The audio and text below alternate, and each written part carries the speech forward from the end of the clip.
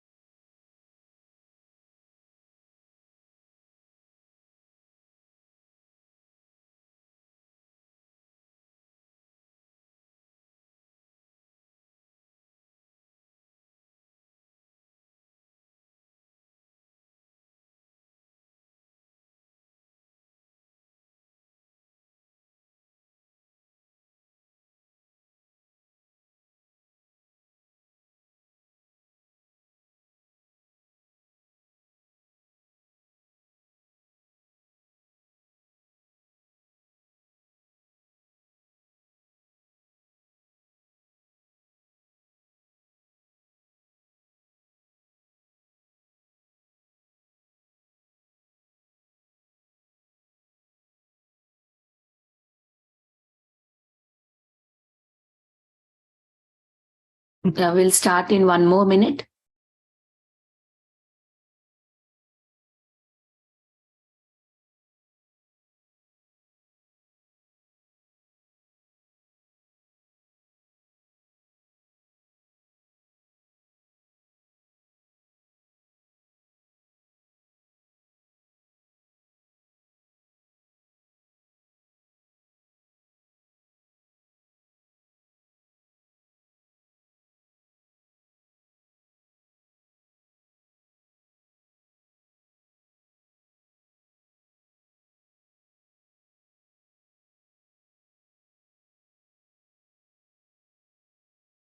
Prabhuji, would you like to start sharing your screen?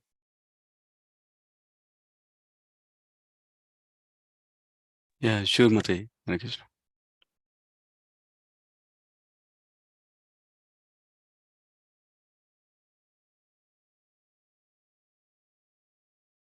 Preeti Vilasni Mataji, would you like to announce? Yes, Mataji. Hare Krishna, dear devotees. Thank you all so much for joining us in this very wonderful Bhagavatam summary program. So today we have none other than His Grace SundarAnanda Prabhu, who is very nicely leading this effort. And he will be summarizing today Canto 3. This is chapter 14, the pregnancy of Diti in the evening. So this is going to lead us to the Varahadev pastime. So it's going to be a wonderful start. Thank you so much, Prabhuji, for accepting the service of taking care of this and covering today's class. Hare Krishna. Thank you, Mate. Thank you so much. Hare Krishna devotees. Let me offer my obeisances. Vanchakalpatarubhyascha kupasindubhyevacha patitanam pavanebhyo vaishnavibhyo namo namaha. Thank you for the opportunity.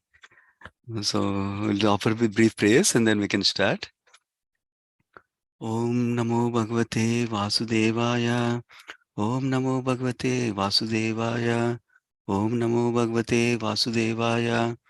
Narayanam Namaskritya Naram Cheva Narottamam Devim Saraswatim Vyasam Tato Jayam Budirayet Nashtaprayeshu Abhadreshu Nityam Bhagavata Sevaya Bhagavati Uttamasloka Bhaktir Bhavati Naistiki Namam Om Jnanatimirandasya Jnananjana Shrakaya Chekshurunmilitam Yena Tasmai Shri Gurave Namaha Namam Vishnupadaya Krishna Pastaya Bhutale Srimati Bhakti Vedanta Swami Niti Namne Namaste Saraswati Deve Gauravani Pracharine Nirvishesha Shunyavadi Paschatya Destarni Jai Shri Krishna Chaitanya Prabhu Nityananda Sri Advaita Gadadhara Sri Vasadi Gaura Bhaktarvrinda Hare Krishna Krishna Krishna Hare Hare Hare Ram Ram Ram Hare Hare.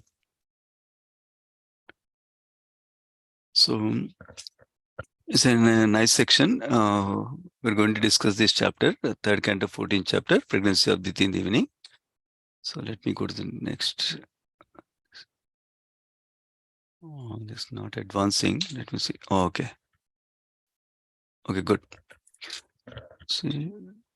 Okay, now it's going. Okay, so just brief context in this canto. If you remember this whole canto, so far is the conversation between Maitreya Muni and Vidura. So how the canto started is Vidura was going on a pilgrimage because he was insulted by Duryodhana. That was discussed in previous cantos. So then Vidura happened to meet the Uddhava. So then there were some questions that they discussed. Basically, Vidura asked about Krishna and his relatives like Yadus and Kurus, like Kuru family, like that. And then Uddhava immediately remembers Krishna's pastimes. So he enumerates lots of pastimes of Krishna, both in Vrindavan and outside Vrindavan, in a very quick manner, in a short summary manner.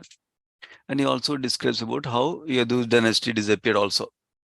Then, also after telling that, Uddhava nicely directs Vidura to go seek the association of Maitreya Muni. So it's described Maitreya Muni is elder to Uddhava, and actually Vidura is also elder to Uddhava. So Uddhava is also following an etiquette to direct him to elder person also. That's one thing described.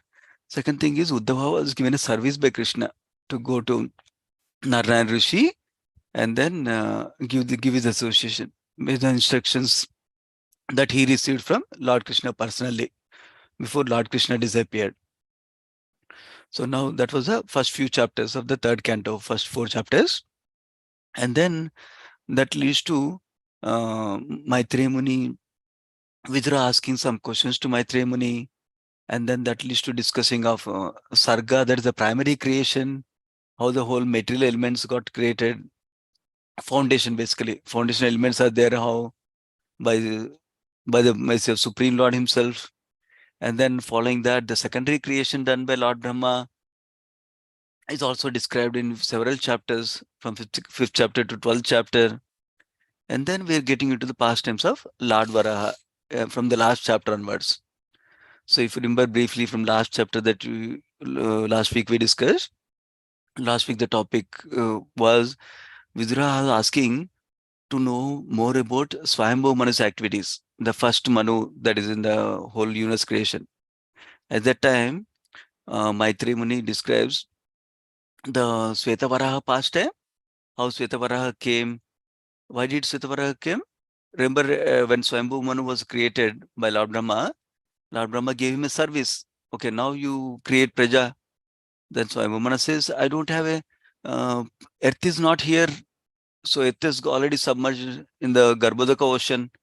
So then at that time, Lord Brahma meditates on Supreme Lord, and Supreme Lord comes in the right form as a boar incarnation from the nose of Lord Brahma, and then he expands big, and a beautiful form, and he comes and he lifts the earth from the Garbhodaka ocean and keeps it in the right place. While describing this pastime, there is another pastime that happened with Nilavaraha that happened in a later Chakshusha Manvantara. That pastime also is described. In that pastime, in that Chakshusha Manvantara, the one unique thing that happened is, in that pastime also, Varahadev came, and he came and lifted the earth also. But in that Manvantara, he also killed Hiranyaksha also, he mentions. He mentions like a brief comment. Now, in the next chapter, the chapter that we're discussing now, Vidura wants to zoom into that topic like that. So let's go through that. So then, this is the chapter now. Where is my... 1 second. Okay. So in this chapter, this is the quick overview of the whole chapter. Basically, the storyline I will describe, because if that way, if you follow the storyline overall, then we can dive into the lessons we can learn, applications that we can learn as practicing devotees in our life also easily. So basically, what happens in the beginning of the chapter is Vidura asks, oh, you mentioned about Hiranyaksha and Nilavaraha fighting. So why did they fight?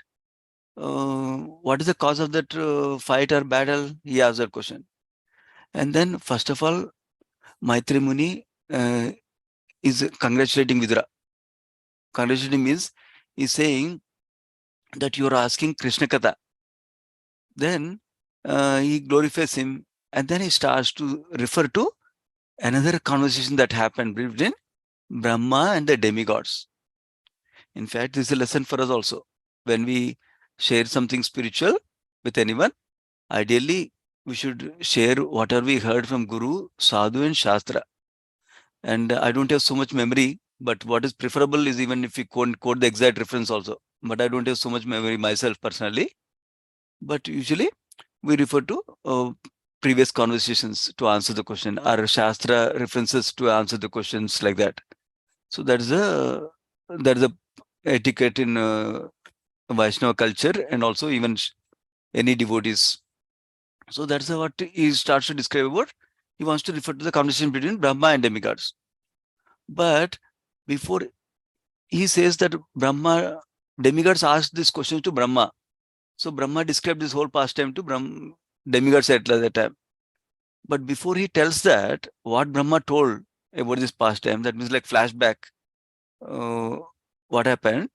So what he does is, he tells the events that happened before demigods. Why did the demigods go to Brahma first of all? Why did they ask Brahma? That's what he's starting to describe in this chapter. And then next chapter, demigods will go and ask Brahma, and Brahma will start explaining about Hiranyaksha, how did he come out like that? What was the previous life like that? That's where it's going, this pastime.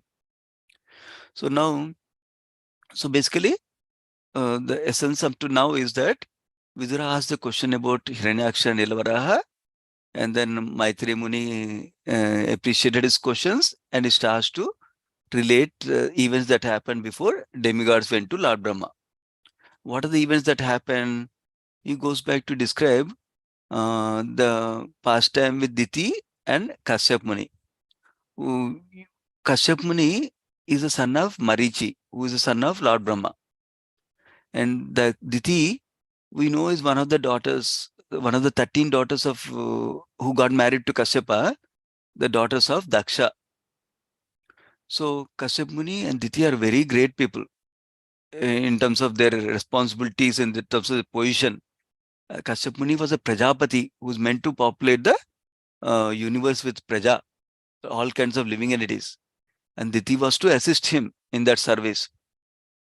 So Diti, will see the details coming up, but essentially Diti was overcome with envy and lust, and she wants to have union with Kashyapa in order to have children, because the other wives of Kashyapa has children, but she doesn't have children.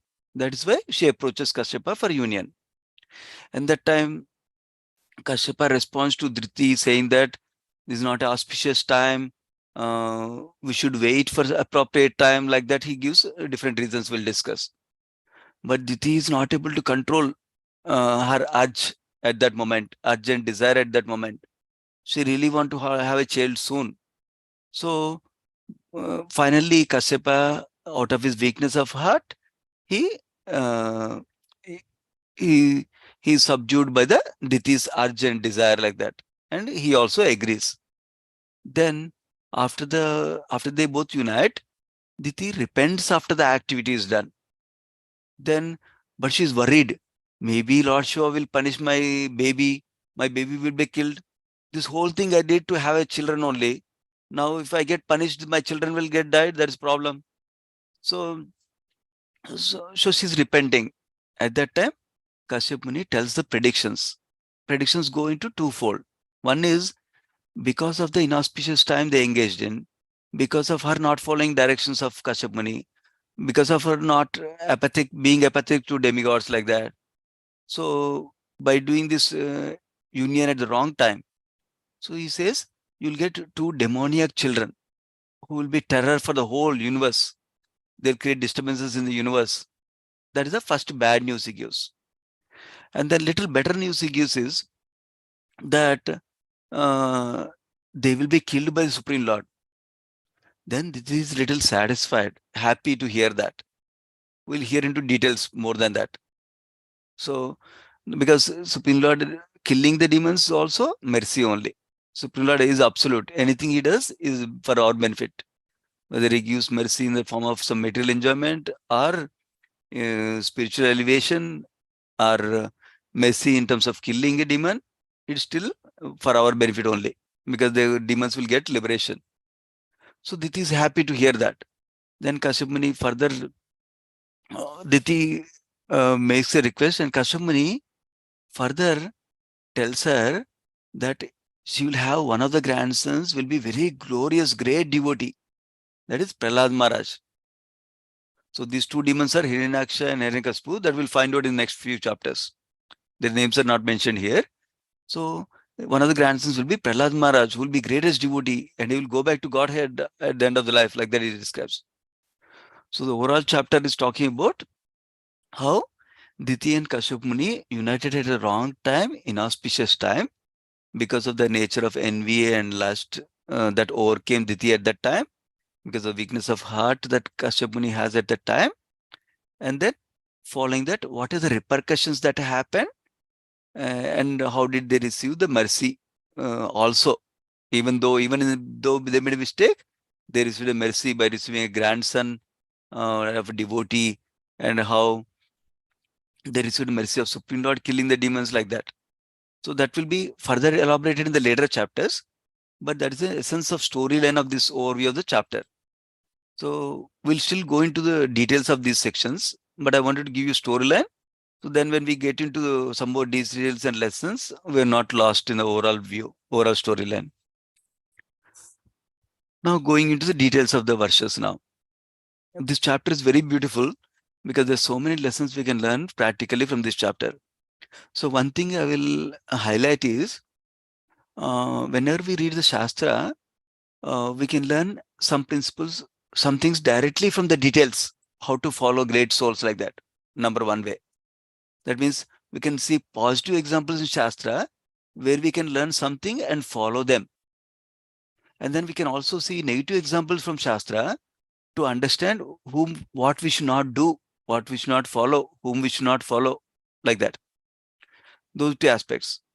But in either case, what is important is to extract the principles from the exact details and circumstances given in the Shastra.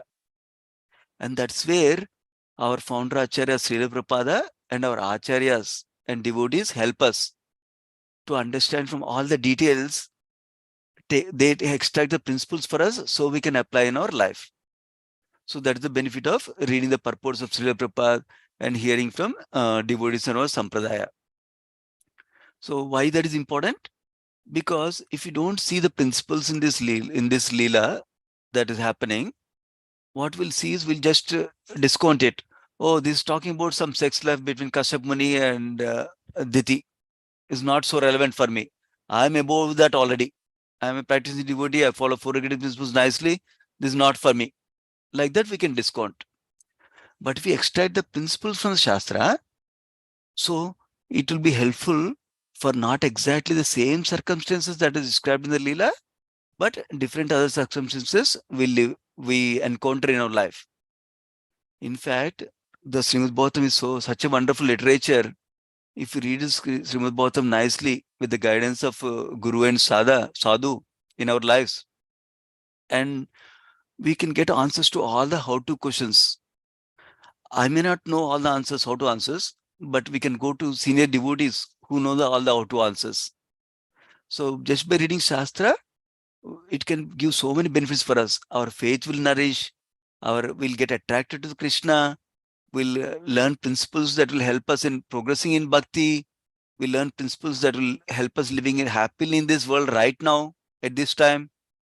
And we can also go back to the spiritual world and situate in eternal devotion service of Krishna also. So many benefits of reading Shastra and hearing Shastra. So it's a nice thing that many of you are always engaging in hearing, either in the morning Bhakti Sanga classes or the summary classes like this.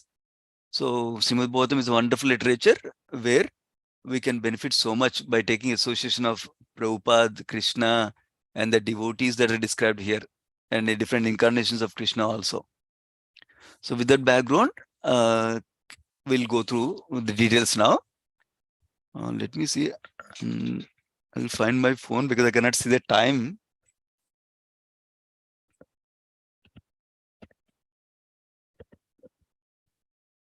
Okay. It's 8:42, Prabhu. Okay. Thank you, Mother. Yeah. Okay. Good. Then, yeah. First 4 verses. This where Vidura is zooming into the what he heard from the last chapter. Basically, he says, "I'm not fully satisfied by hearing. That means I want to hear more Krishna Katha. Can you please tell more Krishna Katha? Can you please tell me why this Hiranyaksha and Larvaraha fight?" Like that he asked, Vidura asking Maitreya Muni. So, uh, we can learn a lot in inquiring also from this. So first of all, he's expressing his eagerness to hear more Krishna Katha. And then he's asking question. So that gives an opportunity to hear from a great soul like Maitreya Muni, like that. Now, other thing he says is, why do you need to tell me Varahadev pastime? He says, I'm a faithful devotee. So you can tell me Varahadev appearance pastimes. Why is he saying that? Because the intimate pastimes like Varahadev, Matsya Avatara, fish incarnation, Kurma Avatara incarnation, this is not meant for general public. Because general public, they cannot understand how the Supreme Lord can come like a boar form, how the Supreme Lord can come from a tortoise form. Oh, this is all mythology. Like that, they might think, and they might become more envious. And that will not help them to grow in Krishna consciousness even in the future also. So that's why commonly these great pastimes are not discussed among general public directly. So that is why he's saying, I am a faithful devotee. I have some faith, Shraddha. So you can share with me like that. And then he's saying, I'm very inquisitive. My mind is very inquisitive. I'm not fully satisfied. So please tell me like that. So Prabhupada is writing in the purport, one who is actually faithful and inquisitive is qualified to hear the transcendental pastime of Supreme Lord. So what does it mean? If the audience doesn't have enough Shraddha or faith and they're not interested in hearing much, then we can tell them about the greatness of Krishna, not about the sweetness of Krishna. So that way, because they need to know how Supreme Lord is so great before they're ready to accept the sweet pastimes of Krishna. That is the implication of this statement in the purport. Now going to the next section. In this section, after Vidura asked the question to Maitreya Muni, so here is asking, Maitreya Muni is congratulating, we said, right? What does the congratulation means? He's appreciating.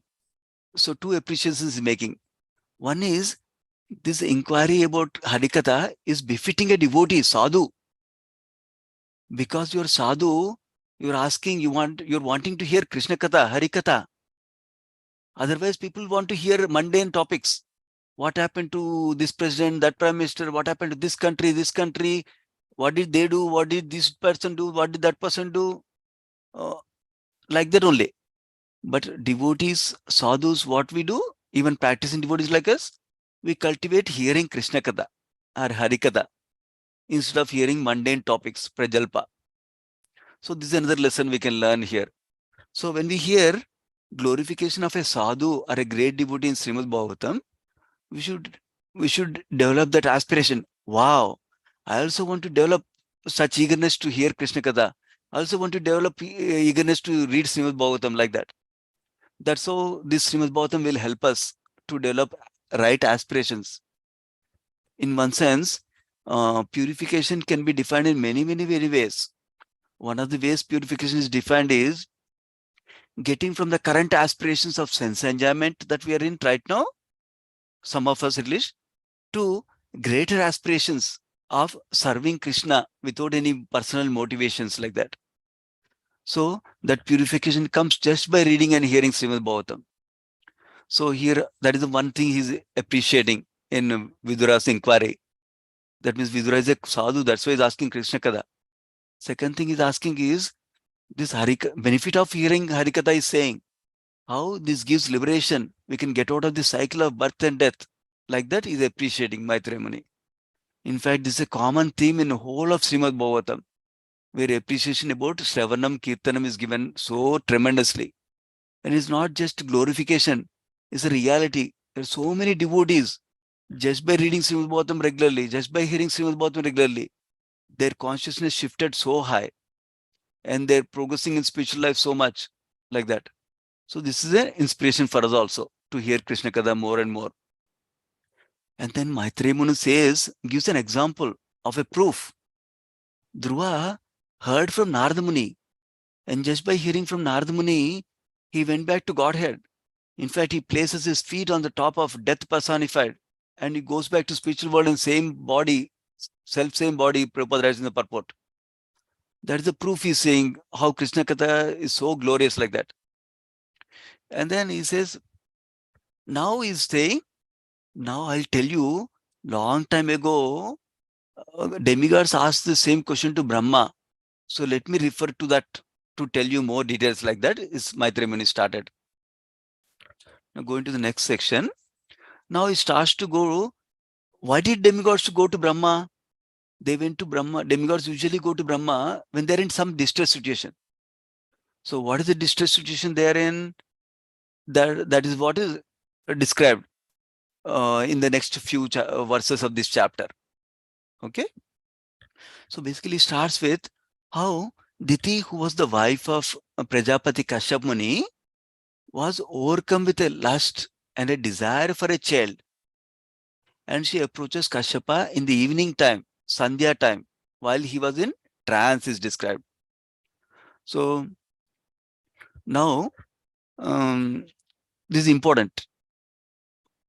In this section, interestingly, Prabhupada always supports Diti, saying that she's overcome by lust and she naturally wants a child she naturally wants a desire for a child.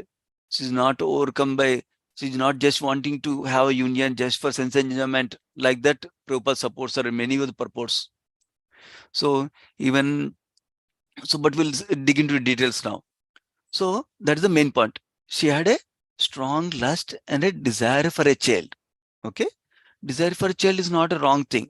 In fact, Bhagavad Gita, Krishna says, sex life in a religious way for a child is not a irreligious thing, is a virtuous thing like that. So, but she approached him in a wrong time like that. So we'll discuss that portion more. So purport purpose writes, it was not natural for Diti to agitate her husband when he was in trance. That means normally she supports his spiritual duties. Normally she takes care of all the needs he has to take care of his spiritual duties nicely. But at this particular time, she could not control her strong sexual appetite. Could not control. That is important. Why? That is the nature of lust.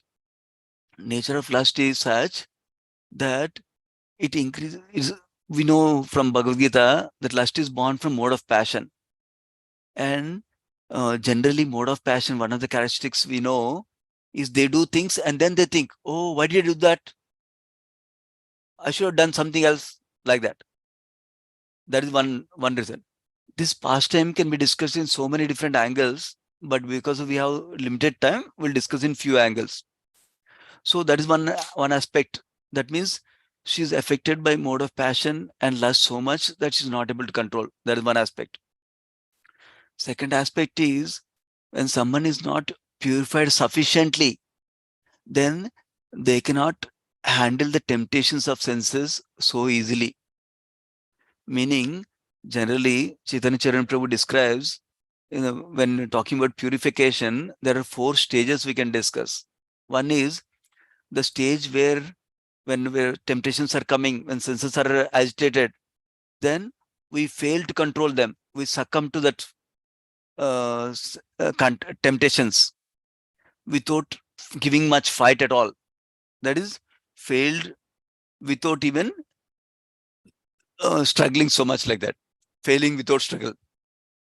Next higher level is failing after giving some fight, struggle. That means using our intelligence, we try to reason, oh, this is not the right time. This is not pleasing to my spiritual master. So remember, we're talking about the spiritual, at the principle level, this doesn't need to be only sex. It can be any other sense gratification also. So this is not pleasing to our spiritual master. This is not pleasing to my mentor. And this is not helpful for me. This is not helpful by my spiritual progress. I want to grow spiritually.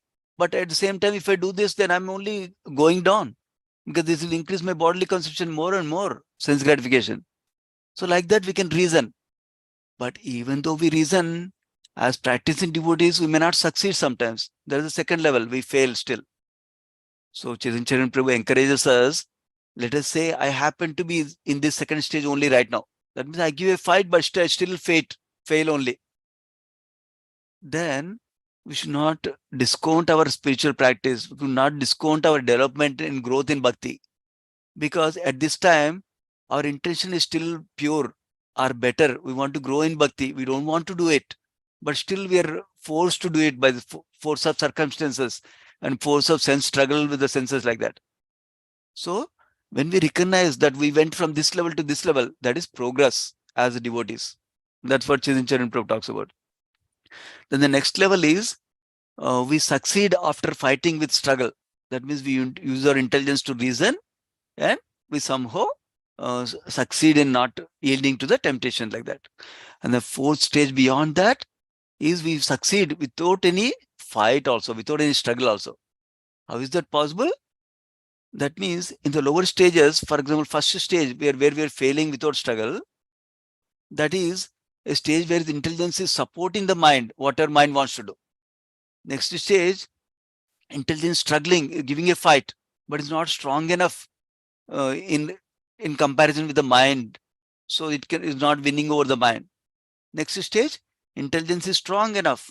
So it can fight the mind's weakness of yielding to temptations. And the top stage is where we are success without any struggle, where what is happening is mind is even not even proposing that, let me enjoy that. Mind is not even proposing that. So there's no point even intense saying that that's not good, don't go there, not like that.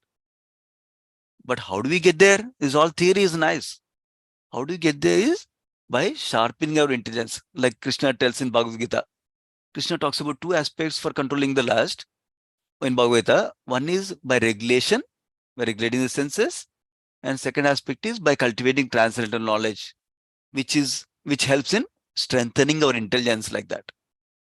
So one of the ways we can take care of our mind and intelligence as devotees is we can give more and more association to the mind by thinking about Krishna, by engaging in chanting of the holy name. Through that, our mind is purified more and more. So that way, mind will be strengthened to initially to resist the sense temptations, later on to not want the temptations also. Same thing, intelligence is strengthened by hearing Shastra and by reading Shastra. So our intelligence can be sharpened like that.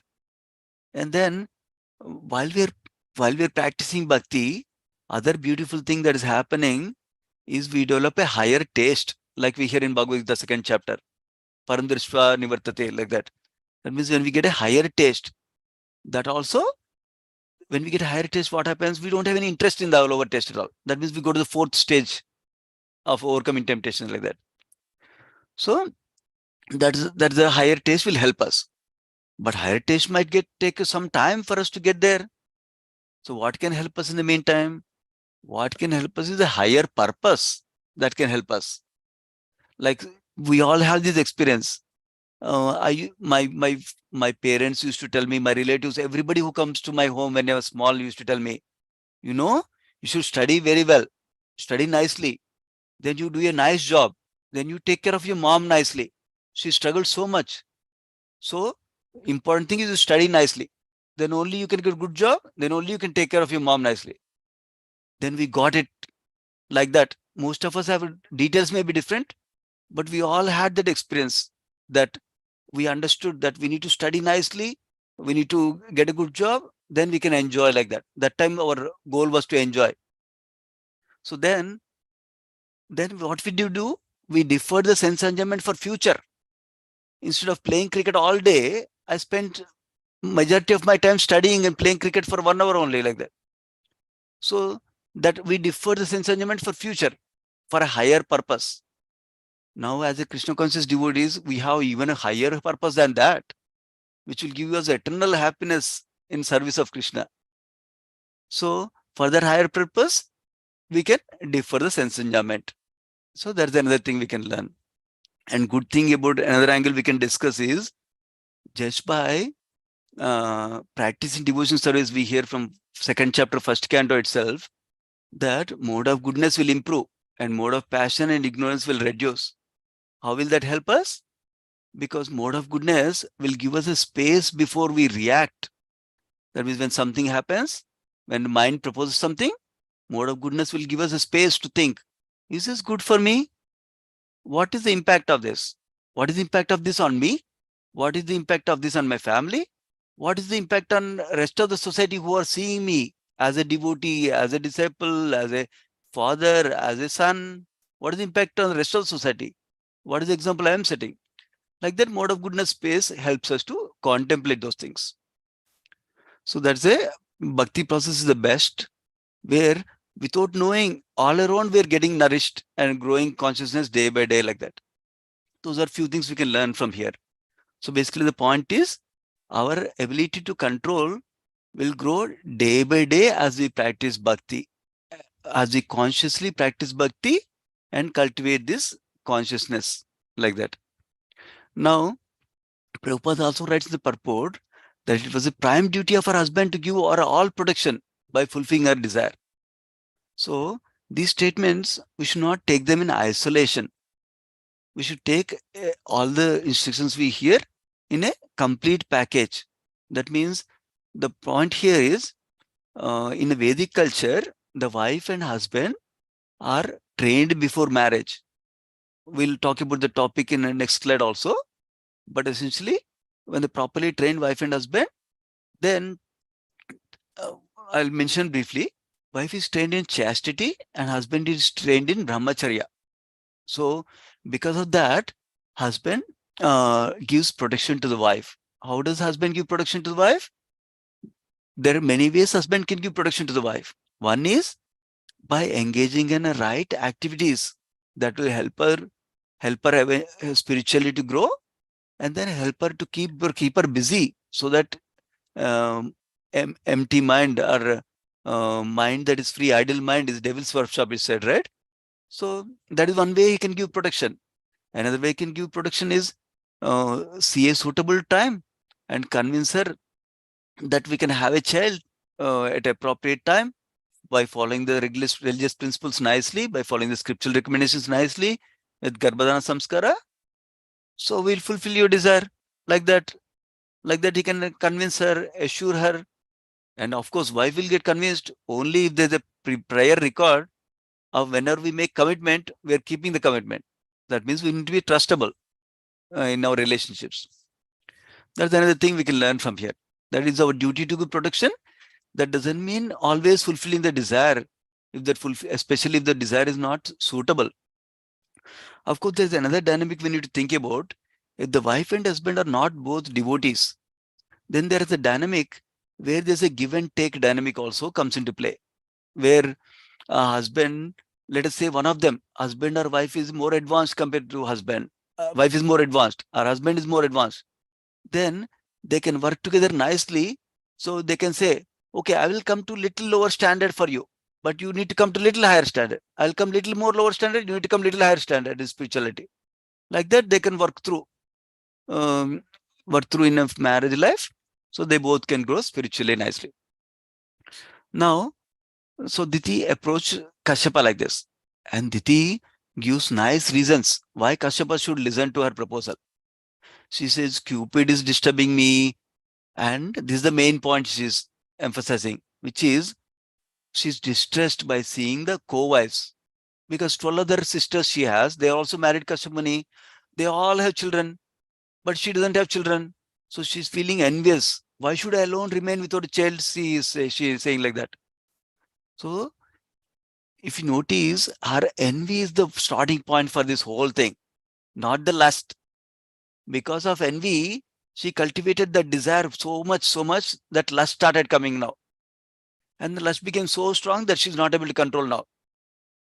So His Grace Radhesham Prabhu says in this topic that is why it's not so easy to understand women.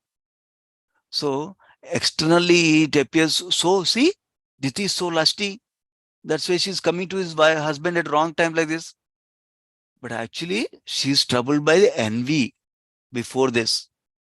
But that will not appear so easy for a husband to trace out. In fact, it may not be so easy to trace out for many husbands also. So that way is better not to struggle so much in tracing out, but instead try to engage both husband and wife in Krishna consciousness.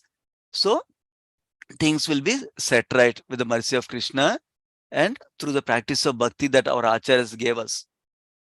So of course we need to take our practical needs with the guidance of mentor and spiritual master. So that's another important lesson we can learn from this section also. So then she's asking, give me qualified children. If you give me qualified children, my fame will grow, your fame will grow. Why is she saying that? Because Kashyap Muni is a Prajapati. That means meant to give qualified children, qualified Praja. But remember, how do we get qualified children? When we follow all the rules given by Krishna properly, then only we get qualified children. That she's missing point here because of the circumstance she is in. So she says, I was attracted to you even before marriage also. I chose you as a husband. And a great person should not neglect one who approaches him in distress. She's indirectly saying, normally this is not right time, but this is an emergency situation. I'm in distress. So it's okay. Like that, she's encouraging him basically. Now, Kashyap Muni responds to Diti, trying to tell her, no, Baba, it's not a good thing, good time. Let us postpone it for some time like that. Actually, Prabhupada writes clearly that Kashyap Muni was personally not very strong himself. He was not very strongly determined. Okay, she's proposing a wrong thing. This is not appropriate. No, he's not so firm inside also. Because of that, he's wavering. He's just talking, simply using some words to pacify her like that. In fact, many of you, if you're parents, you might have this experience. When a father or mother are not very clear what they want from the children can sense it and they'll go for a ride. So same thing is happening here. Kashyap Muni was not very strong. In the later purpose, Prabhupada writes, Kashyap Muni was not a Vaishnava devotee. He was a attached to the impersonal conception of the Lord, he describes. And he compares him with Haridas Thakur later on to tell that is why he was not so spiritually strong. Because when you are a personal conception of the Lord, when you develop attachment for Krishna, and the bhakti process itself gives us so much strength that we can develop detachment also. And with the strength and attachment to Krishna, we can say no to the lower things, lower nature like that. So that's why he tried to dissuade the poor and talkative Diti is described. Why poor and talkative? Radhesham Prabhu talks about this point. He says, poor in the sense of not of money. That means scarcity mentality. The common mental, Gauranga Prabhu also talks about this principle, scarcity mentality and abundance mentality. That means commonly in the material world, everybody is following scarcity mentality. That means there's only one first rank you can get in the class. There's only one front seat you can get in the car. Front passenger seat you can get in the car. There's only limited number of seats in the busy bus, busy local train like that, right? So then we're all conditioned to scarcity mentality. So I need to fight. They should not get it. I should get like that. Whereas in spiritual life and spiritual world, there is a lot of abundance. Krishna can reciprocate with each one of us abundantly. So just because Krishna is giving you extra, that means it's not becoming less. He can give me more extra also. So like that. That is the abundance mentality. So when somebody is stuck with the scarcity mentality, they will go into the poor mode. And they keep talking more and more like that. Because they're insecure. They want to show off like that. So like that is what is the indication of these attributes here. So now Kashyap Muni, before he says not the right time, he first glorifies the Grihastha ashram and specifically the wife. This is also important for us. Shastras not only tell always that, oh, wife is a trouble, husband is a trouble, Grihastha ashram is trouble. No. They also tell us the benefits of Grihastha ashram. But remember Grihastha ashrama, that means properly practiced marriage life for the purpose of elevation in spiritual consciousness. That is what is glorified in Bhakti scriptures. So he says, wife allows husband to attain dharma, artha and kama after the 4 purushadhas. And Prabhupada writes one important point we were discussing earlier. Essential to train children, girls in chastity and boys in brahmacharya. Of course, this is a broad topic, but Prabhupada is touching it here. And in executing spiritual activities also. Why? Because when the time comes, difficult time comes, they support each other. So let us say one of them is sleeping, other will help them. No. This is not helping us. Let us get up, like that. So Radheshyam Prabhu also gives nice example how these two are helpful. For example, if wife is properly trained in chastity, then he can tell us, he can engage her in some other activity in situations like this. But if wife is not trained in chastity, she will say, I'll leave you, I'll go to somebody else. Right? That's why the chastity training is important. Similarly, brahmacharya also. When a young boy in Vedic culture is trained nicely in celibacy in the childhood, so that when we take up Grihastha ashram, he's not taking up Grihastha ashram to enjoy sense gratification. He's taking up with a higher purpose of spiritual elevation, and even for the purpose of taking Vanaprastha ashram. We'll see that example in few chapters where Karda Muni Devhuti example is described. How before marriage, he says, I will take Vanaprastha ashram after a son is born, like that. So like that, for higher purpose, they're marrying, not just for enjoyment, like that. So then other principle highlighted here is Grihastha ashram is meant to support other ashramas, because brahmacharis, vanaprasthas, sannyasis, they do not earn a livelihood because they don't have time for earning livelihood. They're very focused in spiritual life. But when we chose the Grihastha ashram, we chose a little relatively less focus on spiritual path, relatively. So that's why we are giving some time for earning money and some enjoyment, some spiritual path, like that. But ideally, when we support other ashramas, then actually we also advance spiritually just by supporting other ashramas, other brahmacharis, sannyasis, and vanaprasthas, like that. That is a principle being shared here. And then he also says, by mutual cooperation, Prabhupada writes in one of these purports that marriage is meant for mutual cooperation for spiritual advancement, like that. And then this is a very nice thing. Because of wife, Grihastha can conquer senses, which are unconquerable for other ashramas. Basically, the analogy given here is a fort. Like a king can be in the fort, so enemies cannot easily come and attack. So then by being inside the fort, he can see, oh, that enemy is coming, let me attack them and win the war, like that. Similarly, instead of leaving our senses haywire open for everybody, we have limited boundaries within marriage with Grihastha ashram. So that is, wife is helping husband to conquer senses, like that.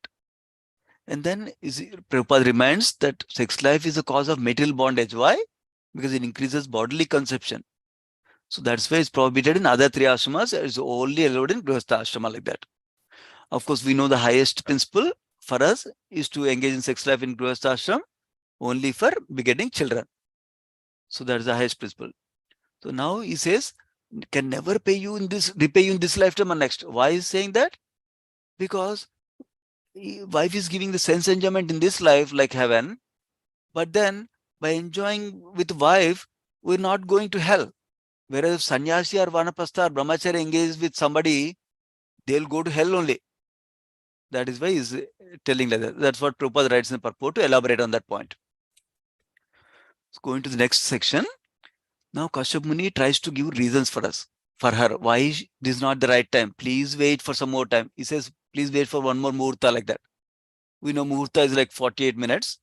So basically he says, others will reproach me, and this is a bad time, inauspicious time, where Lord Shiva is moving with ghosts at this time. Why is he described Lord Shiva is moving with ghosts? Because Lord Shiva gives shelter to ghosts and bhutas and pretas. They are his devotees also. So they don't have, why did they get ghost form? because they did a suicide, for example, then they're not eligible to get a gross material body like us right now. So that's why they have a ghost form. So Lord Shiva is merciful to them. What he'll do is, somebody is having union at an inappropriate time like this, Sandhya time like this, he will he will give the place that ghost in that womb. So see, he's benefiting the ghost at that same time and is punishing the parents also. Because when a ghostly kind of person takes the womb, what happens is their character will not be great. It's not a quality soul. Then the parents will suffer with all kinds of troubles like that. That is why it's important to watch out our actions. Are they according to the principles of religion? Are they according to the guidance of Brahmanas and Vaishnavas, my mentor and guru? Are they pleasing to Krishna? Like that. Like Bhishma Dev gives us the instructions in the first canto. That is important for us to follow like that also. It's not that I will do whatever I want, I will get the best result still. No, there are some laws that Krishna has given. We need to learn them, understand them, and follow them like that. And he says, don't think that Lord Shiva will not find us if you do in a secluded place. He has 3 eyes, so he will be able to easily see. And don't think that Lord Shiva is my sister's husband, Sati's husband. Sati is also daughter of Daksha, like Diti. Because he doesn't care about relatives. He's equal to everyone. And then Lord Shiva is glorified nicely in this section. Again, one more time in Bhagavatam. Lord Shiva is very great. Even though he has so much opulences, but he lives simple way, without any opulences. He doesn't enjoy any material things. That's an example, ideal example for us to be materially unattached, Prabhupada writes in purport. And then finally, Kashyap Muni gives in to Diti because of the weakness of heart. This is important. The lesson we can learn is that we don't do mistakes just because we did not know right thing. Even if we don't know right thing, we'll do mistakes. Remember, I explained, we heard about how Chaitanya Charan Prabhu explains failure without struggle, failure with struggle, success without struggle, success with struggle, and success without struggle, like that.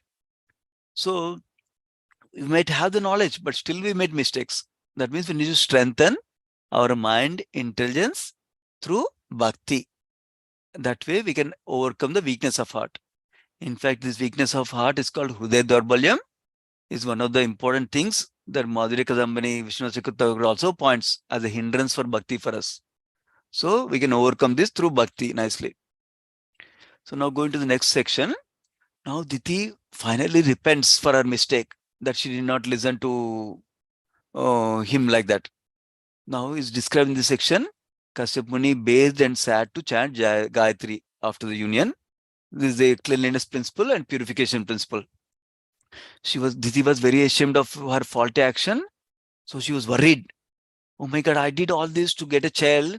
Now will Lord Shiva punish me and kill my embryo? Oh my God, what will happen? Like that she's thinking, repenting now. Now, Kashyap Muni finally predicts what will happen. He says, so you notice she has genuinely been repenting now. That is the important thing to note here. So that she repented that she disturbed her husband's evening duties, but she still wanted children to be safe, the embryo to be safe, like that. So Kashyap says, why is everything going to be inauspicious?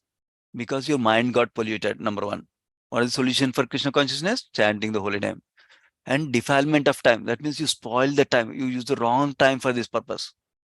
And you neglected my directions. In Vedic culture, husband is a guru, like guru to wife. So you neglected my directions. Of course, he's a qualified husband, not like some of us. Then you have apathy towards demigods. That means you didn't care about Lord Shiva at that time, like that. So this is contradicting. We'll see something else in next verse, next section. But she didn't pay attention to demigods like that. Because of these reasons, it's inauspicious, like that he says. Now he says, what will happen? You'll get 2 demoniac sons who will trouble all innocent, sinless people, who will torture women, who will enrage great souls. This is important. That means like Brahmanas like that, they will enrage them. They'll trouble them, they'll enrage them. But they will be killed by the Supreme Lord. Now, important thing. So Diti becomes happy hearing this. But the lesson, one of the lessons that Gauranga Darshan Prabhu talks about in this section is that the greater the position we are in, the greater the responsibility we are in. If we make a mistake, it will cause a severe impact to many people, bigger impact. He contrasts with the Ajamila example. Ajamila, basically, he had a good intention. He was gathering flowers for worship, but he saw some wrong scene circumstantially. But then, because of that one mistake, he fell down, and it affected him and his family members only. But because of this mistake, one mistake, Diti and Kashyapa are doing this mistake now. What happened? These two demons are torturing the whole universe. So we should be watch as we progress on responsibility and position. We should be very, very careful in our actions. That is the other lesson we can learn here. And then Diti requests, good that my sons will be killed by the Lord. She's happy. But may my sons will never be killed by the wrath of Brahmana devotees. Because even people who in hell also will not help those who offend Brahmanas like that. So Supreme Lord will never help them like that. That's why, because he says they will enrage great souls, right? That's why she's happy that they're not affected by the wrath of the Brahmanas like that. Instead, they'll be killed by Supreme Lord himself. So by killing of Supreme Lord, we discussed, they'll get the mercy of Supreme Lord. So this is the last section, basically where we're hearing that the positive aspect that Kashyap Muni describes to Diti. What he says is, one of your grandsons will be great devotee. His name is Prahlad Maharaj. He doesn't say name there, but we know because of the future chapters. So then he says, why is that so? Why you are getting this good thing when you did a mistake? Because of your repentance, because of your patience, because of your proper deliberation, because of unflinching faith on the Lord. Even though she did this one mistake, she still had faith overall in her lifetime. And she had respect for Lord Shiva and her husband also. Not just this one time she missed it, but she had respect. This is also important thing. Supreme Lord doesn't see our one mistake and say, see, you did a mistake, you are lost. No. He counts all the great things we did in the life and gives us extra credit for them. And he discounts one mistake we did also. And then he glorifies Prahlad Maharaj's beautiful qualities. But primarily, he glorifies the quality that Prahlad Maharaj satisfies the Lord. Because he satisfies the Lord, everyone is pleased with him. And he will develop all good qualities. And other good qualities are, is joyful by seeing others' happiness, is distressed when see others suffering like that, and he doesn't have any enemies. And you see Lord internally and externally also. By hearing all these things, Diti was satisfied that her grandson Prahlad Maharaj will be great devotee and her sons will be killed by the Lord. So the context here so far where we are ending, so that you can see the link for the next chapter, is that Diti is going to become pregnant with these two demoniac children. So that is the context you can remember for the next chapter next week. So you can follow along the Bhagavatam's beautiful storyline. Yeah, I'll pause here for any comments or questions. Srimad Bhagavatam ki jai, Srila Prabhupada ki jai. Thank you so much, devotees. Hare Krishna.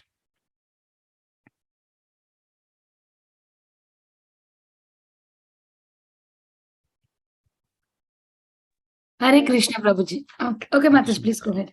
Sorry, go ahead, Mataji. I just wanted to. Hare Krishna, Prabhu. Thank you so much. Very, very, very nice. So nice, Prabhu. It was a sensitive topic, but I think the mood of the speaker is half the communication. So your mood and the way you speak and the way you present things are so soothing. Thank you so much, Prabhu. There was a lot to learn from this chapter, and it was dealt with very beautifully. And you highlighted all the lessons that we may take in a very nice manner, Prabhu. It was interesting. You made it very, very interesting. Thank you so much for this. Thank you so much for Questions, but we have a very unique style to convey the most difficult matter also in a very sweet way. So thank you so much. Thank you, Mate. Yeah, devotees mercy only. Thank you for the encouragement also, Mate. I really learned a lot from this chapter. It's a nice chapter here. Yes, Yeah. Prabhu, that's true. There's Yeah. so much to learn. Yes. Yeah. Bhavna Mataji, you can go ahead, Mataji. Hare Krishna Prabhuji, Dandavat Pranam. Then Thank you for thank you for explaining so nicely, like the duty of a grihast, how a husband and wife should cooperate each other to grow in Krishna consciousness. It's a very nice lesson that we got. Prabhuji, I have one question. Like when you were explaining, like Kashyap Muni was an impersonalist, not a devotee of Lord Krishna, but he also like after that he also told that you will get a Uditi, that you will get a son who will be killed by Lord Krishna, the Lord Supreme Lord. So to be killed by Supreme Lord, he will be in a personal form. So why he was saying that in his was mentioned that Prabhupada that he is impersonally, so it seems to be some contradiction there. So Nice, Mati. It's very nice that you're hearing so attentively. A very nice question. Yeah. thank you. Thank you. So basically, the impersonalist word generally common usage has some negative connotation. Naturally so. But we know impersonalist word means two things, Mataji. There are two categories of impersonalist. One category is called Brahmavadis, and their category is called Mayavadi. You might have heard these terms. But briefly, Brahmavadi means they're aspiring for impersonal Brahmajyoti, but they don't have any negative attitude or envious attitude towards Krishna personal form. That is Brahmavadis. Those are good guys. Even though impersonalists, they're good guys. Now, Mayavadis are the second category of impersonalists, where they have a negative attitude towards Krishna. Like Prabhupada commonly explains us, some of the negative attitudes they have is, Mayavadis is also aspiring for impersonal Brahmajyoti only. So, interestingly, both of them also know about the personal form of the Lord also. Interestingly, I'll describe that, elaborate that more also. But Mayavadis have the negative attitude. What kind of negative attitude? They think Krishna also came to the material world in Dwapar Yuga like me. Maybe he's a big person. Maybe he has more skills, more resources, more strengths, more powers. But he's also in the modes of material nature. He's also under Maya. That is a mistake the Mayavadis make. That means they're thinking Krishna is under Maya. That's why they're called Mayavadis. And another common mistake they think is they're equal to Maya, Krishna. They're bringing Krishna to their level, Jiva level. So that is one difference between Brahmavadis and Mayavadis. Second thing I said I will highlight is both of them know about the personal form of Krishna also. Brahmavadis know about the personal form, but they're not attracted by the personal form yet. Whereas Mayavadis know at the personal form, they are also not attracted, and they even minimize the Krishna's form. They're offending Krishna. That's why they degrade.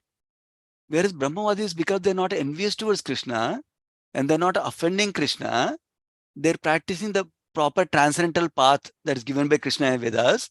They'll slowly elevate. And at some point of time, if they get association of devotees somehow, they can switch to the Bhakti Yoga path like that. So that's a bona fide path for growth in spiritual life, Mataji. Does that make sense, Bhavana Mataji? Yes, Prabhuji. So it means that Kashyap Muni was a Brahmvadi personalist type. Okay. Yeah, you got it perfectly. Yeah. Thank you, Prabhuji. Welcome, Mataji. Hare Krishna, Mataji. Dandavat Mataji. Yeah. Vinita Gandhar Mataji. Hare Krishna Prabhuji, Dandavat Pranam, all glories to Srila Prabhupada. Thank you so much, Prabhu, for such a beautiful class. Very nice class. And thank you for explaining about the controlling the sense gratification. Though this chapter is talking about sex control, but any other things also, it is, you're telling how basically you have given many examples. How is this good for me? How is this good for my family? What is it is impacting on me and my family, my guru, society? That's such a nice, you are trying to, get the confirmation from all the different situations that it's going to happen. I have to think about this, then only perform that activity. Such a beautiful way of understanding and performing any activity that we are going to do. Either it is a good or bad, you just need to check mark all of this and then perform it. Thank you, Prabhu. And one more thing, I don't know if I heard something wrong or right. You are telling they get here the demons of Hiranyaksha and Hiranyakashipu, they get blessings by killing Supreme Lord or by killed by Supreme Lord? Oh, I maybe think I misspoke probably. What I meant was the Supreme Lord kills them. That's what I meant. Yeah. Maybe I also, I don't know if I misheard, but I just want to clarify. Yeah, they get killed by Supreme Lord. That's how they get blessings. And one more interesting point, which I heard for the first time, Prabhu, that you are telling that how the Lord Shiva will take care of this ghostly things. That I know, but I didn't know that he is taking this ghostly people in around in proper time, whichever people are trying to do this kind of activity, and they're going to get these ghostly people as their children. Oh my God, this is really eye-opening, Prabhuji. Scary, right? Yeah. Scary.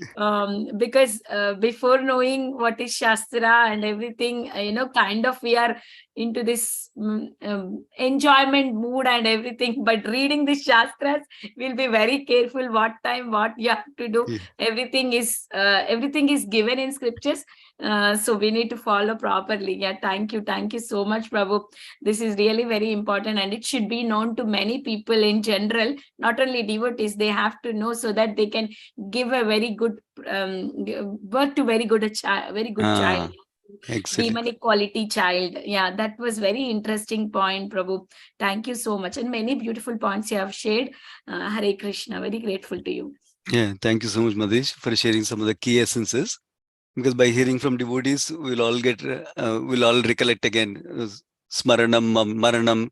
We can contemplate again about this, what we heard. Thank you for sharing one more time. This is helpful for all of us. Yeah. Any other comments or questions?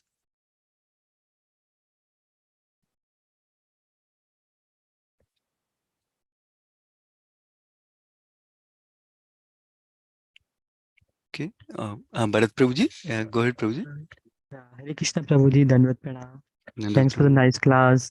Prabhuji, explaining the family life and all the mistakes that are being done in the family life. And it is a teaching for everyone of us general people. We need to learn from them. God has given us a lesson. So Prabhuji, my question is they were getting child at a wrong time. So but many people who are Brahmins, they know the what thing to do at what times. Still their child also are not very well, means in sanskaras and all that. They do the beget child at the right time. So still they are not getting the right things. So why it's so, Prabhuji? Very nice question, Prabhu. It's very nice because this is what differentiates the bhakti and the superiority of bhakti. It can glorify bhakti. This is nice question, Prabhu. So basically, their brahmanas are also different levels, right? General brahmanas also. There are some who are following the smarta culture. That means they just follow rules and regulations. That's all, right? So basically, for the result of any action is dependent primarily on the consciousness of the performer, primarily. So there are other factors also involved, but the consciousness is the key factor. For example, even that's why we are cultivating as practice devotees, right? When we are doing arti, we're trying to think, Krishna, I want to serve you like this, like that. We're trying to, when you're cooking, we're trying to say, Krishna, I want to cook this nicely so you can be pleased with this, like that. Consciousness is more important behind action.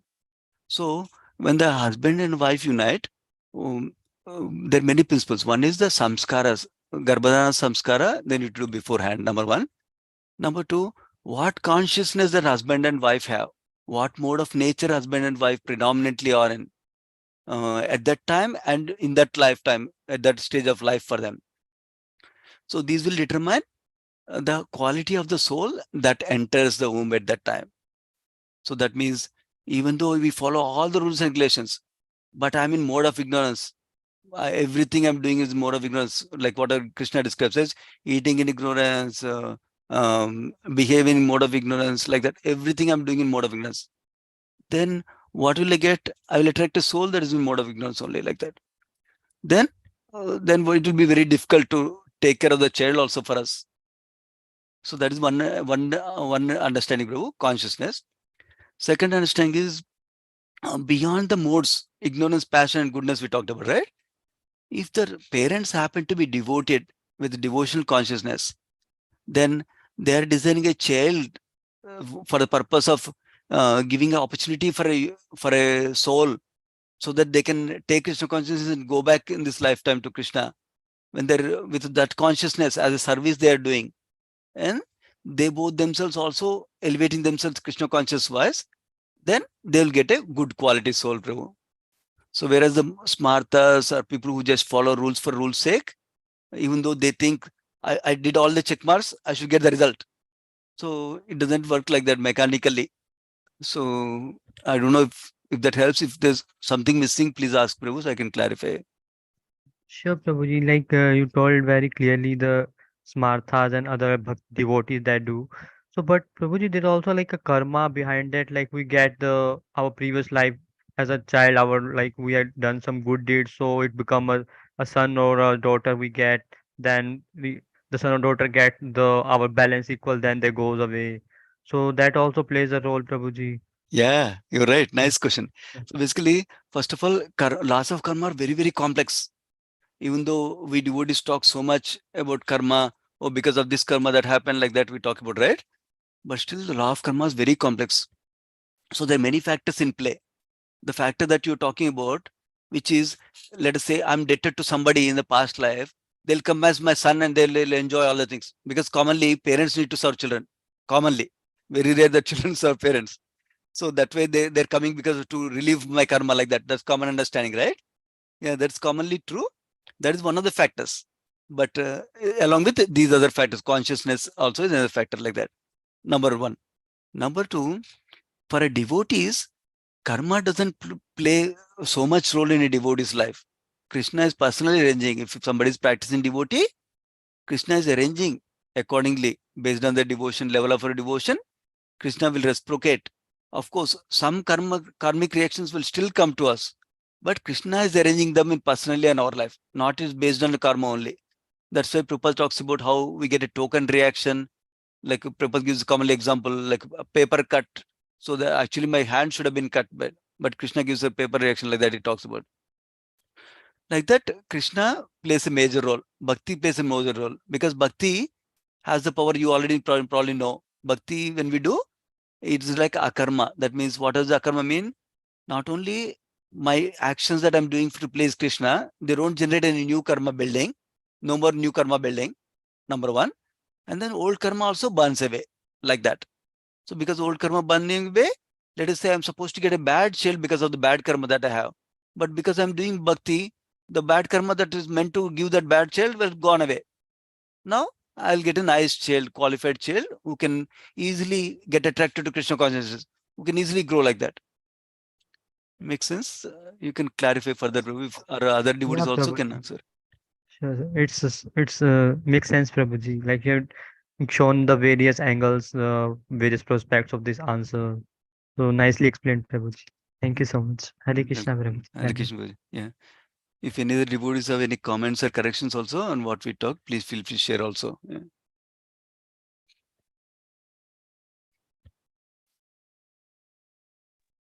Thank you, Prabhu. Thank you. Hare Krishna. Thank you, dear devotees, for consistently joining this wonderful series. I'm also enjoying it a lot with all our wonderful speakers and contributors. So thank you for being a part of this program. We end the call here. Thank you again, SundarAnanda Prabhu, for all the efforts that you take. We are very grateful to you and your services. We can end the call here.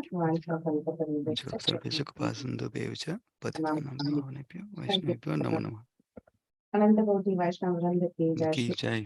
Prabhupada Ki ki jai. jai. Sundarananda Prabhuji ki Jai Ki jai. Hare Krishna. Hare Hare Krishna. Krishna. Hare Thank you, Krishna. everyone. We'll meet again next